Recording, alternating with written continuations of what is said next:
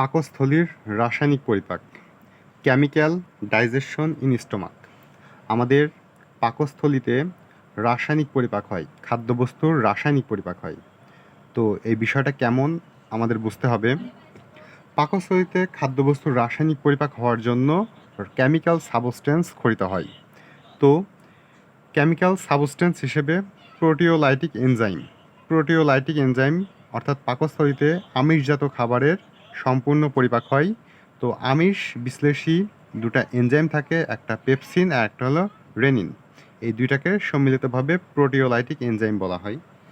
তো এছাড়াও এই প্রোটিওলাইটিক এনজাইমের মধ্যে রয়েছে pepsin, rennin, trypsin, chymotrypsin, carboxypeptidase, aminopeptidase, dipeptidase তো ইত্যাদি প্রোটিওলাইটিক এনজাইমগুলো পাকস্থলীতে আমিষজাত খাবারের পরিপাক ঘটায়।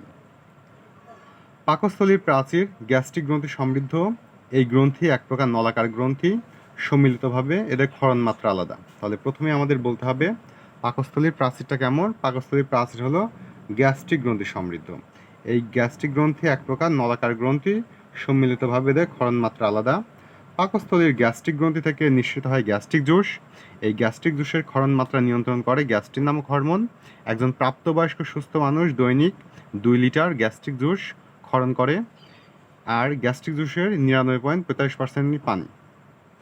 তো অপরদিকে পাকস্থলীতে প্রারম্ভিক পর্যায়ে দুটি নিষ্ক্রিয় প্রোটিওলাইটিক এনজাইম, একটা হলো পেপসিনোজেন আর একটা হলো প্রোরিন থাকে।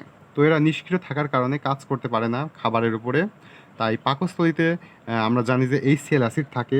সেই HCl অ্যাসিডের সাথে পেপসিনোজেন রাসায়নিক বিক্রিয়ার মাধ্যমে নিষ্ক্রিয় পেপসিনোজেন সক্রিয় পেপসিনে পরিণত হয়, আর প্রোরিন রেনিনে পরিণত হয়।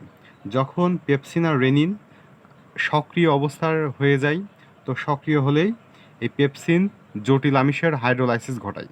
জটিল আমিষের আদ্র বিশ্লেষণ ঘটিয়ে প্রোটিওজ ও পেপটন তৈরি করে, আর রেনিন দুগ্ধকেসিনকে প্যারাকেসিনে পরিণত করে। তাহলে পারে আমরা এই টোটাল মেকানিজম হচ্ছে পাকস্থলীর রাসায়নিক পরিপাক বা কেমিক্যাল ডাইজেশন।